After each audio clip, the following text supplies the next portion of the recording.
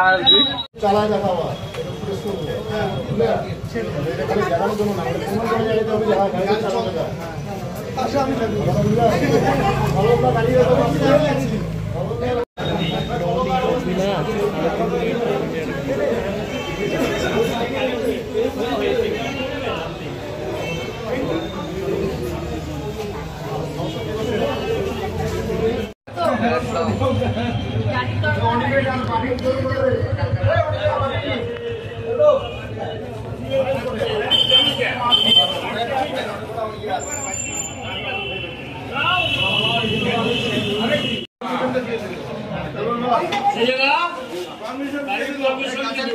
Madam বলছে খাওয়াতে হবে, মিষ্টি খাওয়াতে হবে, আমরা খাওয়া দেবো।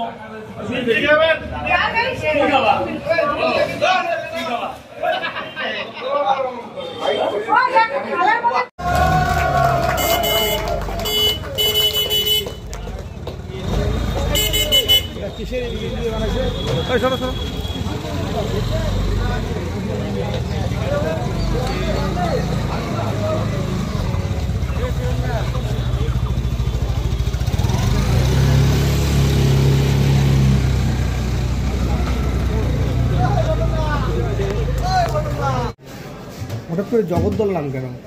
আমি একটা গদ্যের মধ্যে পড়েছিলাম, জগদ্দলের একটা করুণ কাহিনী ছিল, একদম জীর্ণ শীর্ণ বর্তমান যে আধুনিক গাড়িগুলো তার থেকে একদম ব্যতিক্রমী। গল্পের সেই জগদ্দল তো মালিককে অনেক ভোগান্তি দিয়েছিল, তো হয়তো আমার কথাই সেরকমই আছে, কারণ আমি যার অর্থ নেই তার ব্যর্থ জীবন, আমার অর্থ থাকলে হয়তো এরকম প্রচেষ্টা করতাম না।